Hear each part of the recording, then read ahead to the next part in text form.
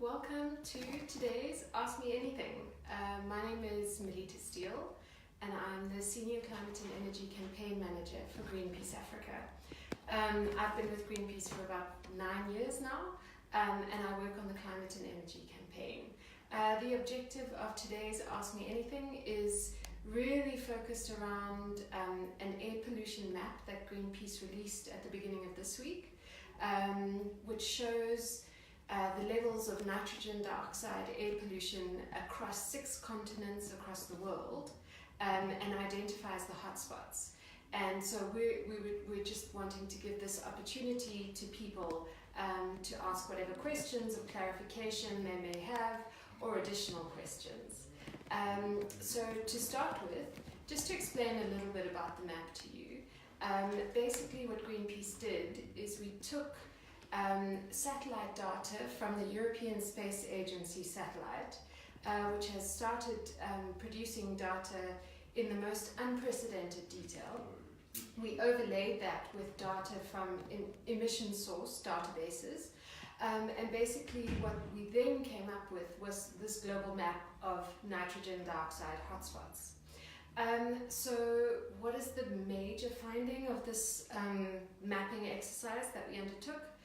It's pretty shocking, actually, and as I've been talking to the media this week around the report, there have been a lot of raised eyebrows and big eyes as people have said, you know, are the findings really true? And indeed, South Africa is top of the list. What we found is that Mpumalanga is the worst nitrogen dioxide pollution hotspot in the world, which is pretty shocking and pretty terrifying. And a lot of people have asked, how is this possible? So just to summarize it briefly, the way that the analysis is done is to look at hotspots as being a 25-kilometer radius.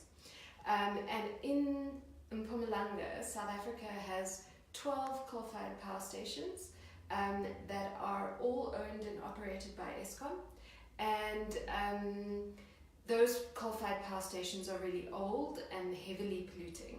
And so that has resulted in this massive air pollution hotspot in South Africa. And of all the lists that we want to be on as South Africa, being top of the list in terms of air pollution is really, really devastating. And it indicates that we're in the middle of an air pollution crisis that is actually also a health crisis. With reports indicating that 95% of the world's population actually are exposed to unsafe air. So that's the general summary of the report. Please don't forget to send any questions that you might have into our Facebook page, and Janae will help me pick those up so that I can answer them for you. But just in terms of the first questions that I have, so one question that came in is what is the major source of nitrogen dioxide emissions in Mpumalanga? So I kind of covered that at the beginning a little bit, but the mapping exercise that we did shows that coal and transport emissions are the 2 major sources of nitrogen dioxide around the world. In South Africa, it's pretty clear cut. The major air pollution is coming from these massive coal-fired power stations that are in Mpumalanga. And most of them are coming to the end of their lifespan. So they were built nearly 50 years ago, and are highly polluting. And nitrogen dioxide is created when fossil fuels, coal, oil and gas are burnt. And so that's what the major source of the emissions are in Mpumalanga. Melita, we have a question. What exactly is nitrogen dioxide, and how does it affect your health? So nitrogen dioxide is a dangerous pollutant in and of itself. What it does is when people are exposed to nitrogen dioxide, it damages people's respiratory systems. So in the short term, it can make people more susceptible to things like flu, bronchitis, coughing. We all know that those are all bad symptoms that none of us want to live with.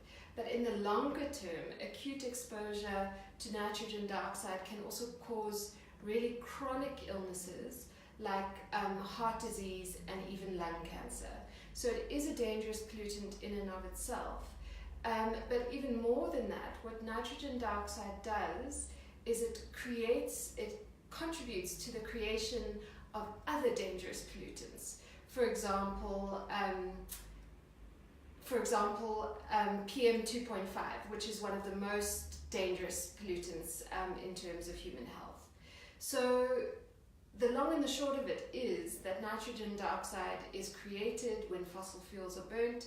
It's a very dangerous pollutant in and of itself, but it also causes other dangerous pollutants. Melita, Zane Ford has asked, where does all the NO2 come from? So the NO2 comes from the coal-fired power stations in Mpumalanga and the burning of coal. So for people who don't know, 90% of our electricity actually comes from coal, which means that just about every time we switch on a light in South Africa, we're burning coal somewhere in the country.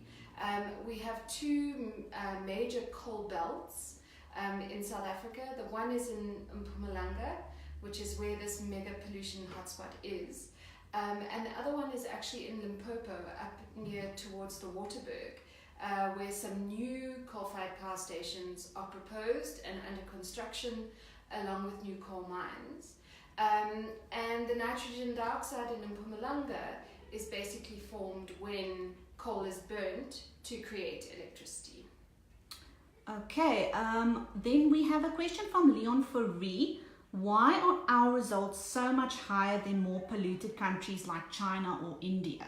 So I think that's at the crux of the issue. So thanks for the question, Leon. A lot of people have been asking me that this week. How is it possible that South Africa is the worst? Countries like China, India, the USA, they're all raised in conversation. So the reason that South Africa is the worst is because of the way that the hotspots are defined. So we defined it as being within a 25-kilometer radius. The fact that we have 12 coal-fired power stations with so much capacity in that 25-kilometer radius, combined with the fact that they're really old and polluting, is why the intensity is so much worse in South Africa. So it's because there's a lot of coal in a really small area, and that coal is really polluting and doesn't comply with air quality legislation, so it doesn't comply with our minimum emission standards. And when you look at other countries like China, there were actually 9 hotspots in China across the country. So the scale of the pollution from China is still very significant, but because they're not as close together, as concentrated as it is in South Africa, that's why South Africa has the biggest hotspots. Then I would just like to say thanks Louise, thanks Nchemti for the shout outs. We have another question from Patrick, but what about air pollution legislation? Isn't that supported to protect us? So that's an excellent question. Nobody wants to be breathing unclean air, and so you would hope that every country has air quality legislation that is designed to protect us. So South Africa does have air quality legislation. I briefly mentioned the minimum emission standards, and basically what those are is they form part of our air quality legislation, and they set the standards that polluters need to comply with in terms of the levels of their emissions. They're not supposed to go above the minimum emission standards. So those minimum emission standards were set in 2015, and they get a bit tougher in 2020, so they're sort of ratcheting up, they're getting stronger. However, our minimum emission standards are relatively weak compared to global standards, and so if you compare just nitrogen oxides, South African polluters are allowed to pollute 10 times more nitrogen oxides than countries like China or Japan allow. So the minimum emission standards are relatively weak, and in combination with that, Eskom, which is our most significant polluter in South Africa, doesn't comply with those minimum emission standards. So what happened in 2014 is that Eskom applied for a 5-year postponement from complying with those minimum emission standards, which meant that from 2015 to 2020 they don't have to comply. Unfortunately, our Department of Environmental Affairs allowed Eskom to get those postponements. And even worse, especially when you take into account this new research and analysis that we've just released, Eskom is now applying for a second round of postponements. So they want to not comply for another 5 years. And I think the time for Eskom holding South Africans hostage surely must be coming to an end. Because what Eskom is saying in their application is essentially that they can't comply, and so in order to comply they would have to close coal-fired power stations, and then there would be rolling blackouts. And as far as Greenpeace is concerned, we agree that Eskom would need to they either need to comply with air quality legislation, or they need to close the coal-fired power stations faster. But we don't agree that that would result in blackouts, because we think that quick investments in renewable energy to replace that capacity from coal could create a much better, cleaner air, more stable future. So the long and the short of it is, yes, we do have air quality legislation. No, the air quality legislation is not strong enough to protect us fully. And no, Eskom does not comply with that air quality legislation. And as far as Greenpeace is concerned, they don't seem to have any intention of complying.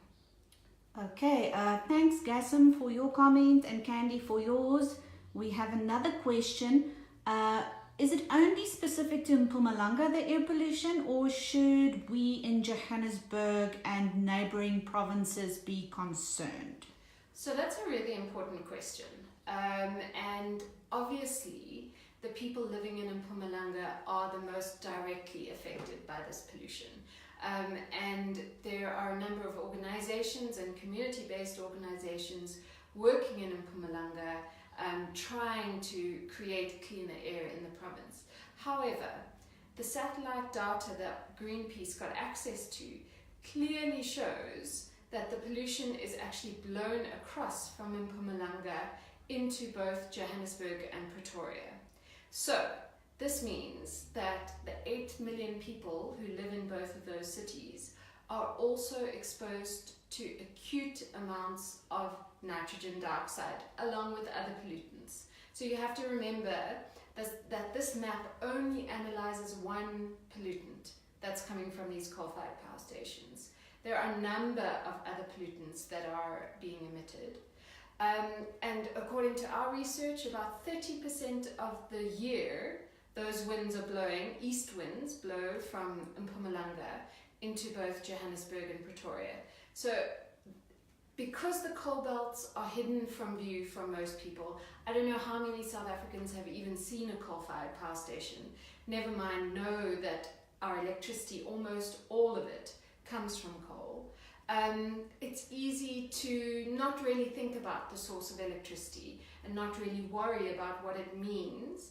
However, this new satellite data really shows that the people living in Johannesburg and Pretoria really do need to be worried about their health because of the air pollution coming. And in fact, I got a question from a journalist yesterday, what about people in Cape Town? Should they be worried? And so obviously the actual air pollution itself will not reach Cape Town from Mpumalanga. However, what people in Cape Town have to deal with, and in fact people across South Africa have to deal with, is the greenhouse gases that are emitted from these coal-fired power stations, which drives climate change. And one of the symptoms of climate change is extreme weather, which we have seen in Cape Town this year with day 0, and the massive water crisis and water restrictions. And research has actually shown that climate change tripled the likelihood of the water crisis in Cape Town. So, in short, this air pollution coming from these coal-fired power stations is everybody's problem, unfortunately. Okay, we have a question from Carol Olivier. Why is the government not getting involved in air pollution? Thank you very much for the question, Carol.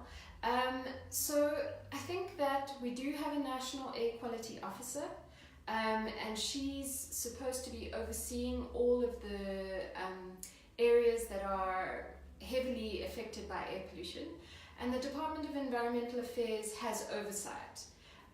Unfortunately, there's a lot of secrecy around the levels of pollution. So when it comes to public engagement, when we try and find out how much is Eskom actually emitting, there's a lot of secrecy, so not everything is disclosed or transparent, which means that it's difficult for people to actually know the scale of the problem.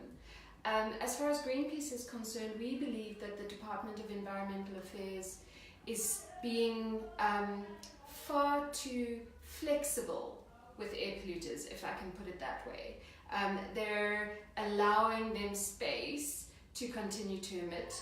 And I think one of the problems is that people standing up and saying, this affects me and I need you to take action, is what the government needs to hear in order to take action.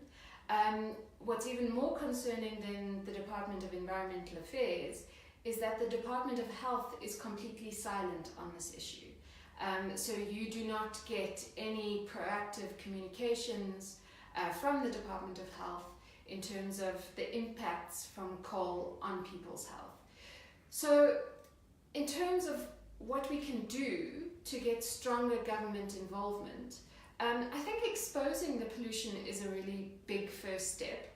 So this map that Greenpeace released at the beginning of this week has made it very clear that there is nowhere left to hide for polluters. Satellites are now eyes in the sky that can expose exactly what is happening, where it's happening, why it's happening, in a way that couldn't be exposed before. And the government needs to know that this is an issue that people care about, that people care about their health, their children's health, their children's children's health, and that people also are taking steps to protect themselves. Melita, the last question, what can people do? So I think that's a really good question, because it's easy to feel quite disempowered when it comes to large-scale problems. I mentioned climate change earlier. The scale of it can really seem overwhelming. But in reality, people are the only thing that ever creates change. And so in terms of immediately what people can do, I think one of the first things is to start taking air pollution much more seriously and investigating the ways to actually protect yourself from that air pollution. And you should keep tuned to Greenpeace Africa channels if you're interested in that, because that's something we're going to be building into the way we communicate with you going forward. And beyond that, I think that the bigger steps, so there's the shorter, smaller steps of like protecting ourselves. The bigger steps then go towards exposing the air pollution, talking about it to your family and friends, writing letters to newspapers, writing letters to the National Air Quality Officer in the Department of Environmental Affairs, in terms of saying that this is absolutely unacceptable. It has to stop. As far as Greenpeace is concerned, Eskom must either comply with this relatively weak air quality legislation, or they must close down their coal-fired power stations. And that's not an easy thing to do, because obviously people's jobs are on the line. But in fact, this air pollution from coal means that people's lives are on the line. And we have to do everything we can to protect ourselves, the people in our communities, and the people across South Africa. Thanks, Melita. I just want to give a shout out to Andrew Rex. Thank you so much for your comment. And yes, the NO2 pollution is too much. It needs to end. And then Charles Engelbrecht Jr., thank you for your comment. We will be featuring a short explainer video this weekend. So please follow us on Facebook. Keep an eye out for that. Thank you so much, Melita. Thanks, everybody.